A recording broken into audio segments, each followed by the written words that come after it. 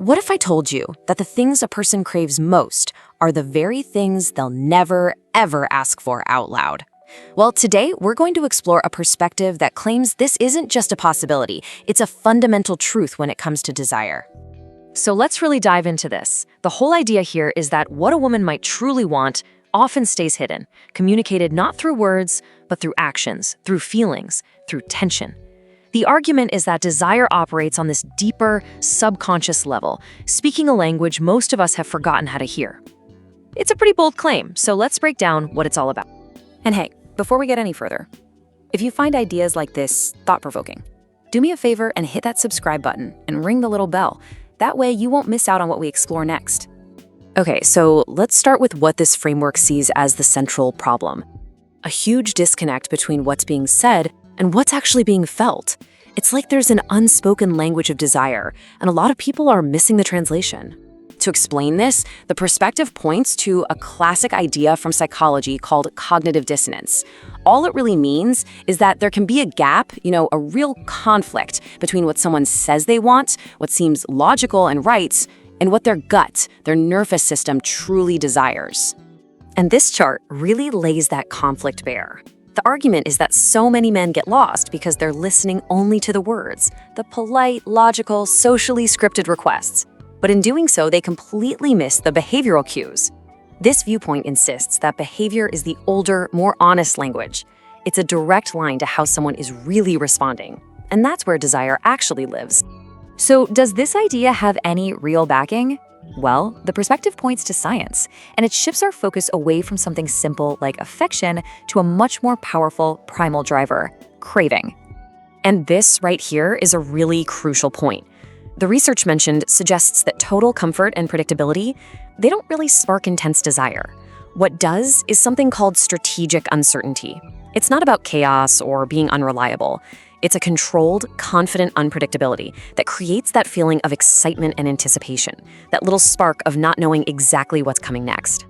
And this isn't just the theory, it's backed by brain scans. Studies from anthropologist Helen Fisher show that when we feel that initial spark of attraction, the parts of our brain that light up are the same ones linked to craving, to pursuit, even to addiction. The takeaway here isn't that this is some kind of flaw in our wiring. No, it's presented as a fundamental feature of our psychology. It's just how we work. Okay, so if desire really operates on this deeper level of craving and a little bit of uncertainty, what does that actually look like in the real world? Well, this perspective lays out 6 specific behaviors that it claims women deeply crave but will almost never ask for directly. And here they are. Think of these 6 behaviors as a kind of roadmap.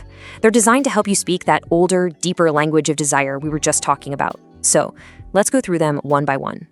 First up, lead without asking. The idea is that for someone who spends their whole day making decisions, there's a huge sense of relief and attraction in being with a man who can just take the lead. It's not about being a dictator. It's about having a quiet confidence that lets her relax and just enjoy the ride because you've got it handled. The second one builds right on top of the first. The thinking goes that constantly asking, is this okay or can I? Well, it turns the natural flow of desire into a clunky negotiation. And that just kills the tension. The key is calibrated boldness, being so attuned to her signals that you don't need to ask her verbal permission every step of the way. Now, this one is really interesting. This viewpoint says that women will often test a man's resolve. It's not to be mean, it's to see if his frame is solid. Can he handle a little pressure, or will he just fold? The argument is that calmly holding your ground and pushing back a bit doesn't create conflict. It actually builds her respect and makes her feel safe because it shows you're a rock. For this point, the perspective brings in the work of therapist Esther Perel, who argues that desire needs space to breathe, If you have total 100% transparency and you overshare every single thought, you kill the attraction. There's nothing left to discover. By keeping your own internal world, your own pursuits, you keep her curious and intrigued. Now, this might be the most counterintuitive one of them all. The argument here is that while a woman definitely wants to be a priority, she's actually more attracted to a man who has a mission in life that's bigger than just her. When you prioritize your purpose, you're signaling immense value and drive. She doesn't want to be your world, she wants to join the exciting world that you're already building. And finally, number 6. This one taps into a cool psychological principle called the peak end rule. Basically, we remember experiences based on their most intense moment and how they ended. So, the advice is to end the date, the conversation, whatever it is, while the energy is still high. If you linger until things fizzle out, that's what she'll remember. By leaving first, you create space and leave her wanting more. So as we pull all 6 of these points together, you start to see a central theme taking shape. This isn't about memorizing a list of rules. It's about understanding the core philosophy of attraction that's being presented here. And this is the absolute heart of it. According to this perspective, the single biggest mistake men make is playing it too safe. When you try to be agreeable and accommodating all the time, you eliminate the tension, the polarity, the little bit of risk that's absolutely necessary for passion to ignite. It's that willingness to lead, to have an opinion, that creates the magnetic pull. This quote really just says it all, doesn't it? It suggests that in a culture where so many men are seeking constant validation, the man who moves through the world with his own quiet, internal certainty, well, he becomes incredibly rare. And because he's rare, he becomes valuable and unforgettable. All right, so what is the final, ultimate takeaway from this entire framework? Let's boil everything we've talked about down to one last, powerful, and pretty provocative idea. After looking at the unspoken language, the science of craving, and those 6 specific behaviors, what's the one single principle that holds this entire worldview together? And there it is. That's the definitive statement. The argument is that the man who has to keep asking for a map is showing that he doesn't understand the territory.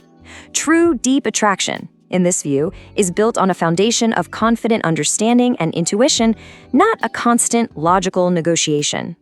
So that's the framework laid out. Look, it's a challenging perspective for sure, but the idea isn't about playing games. It's about tuning your ear to a completely different frequency of communication. And what you choose to do with that information, well, that's entirely up to you. Thanks for sticking with me. If this gave you something to think about, please subscribe to the channel and share your own thoughts down in the comments. I'd love to read what you think.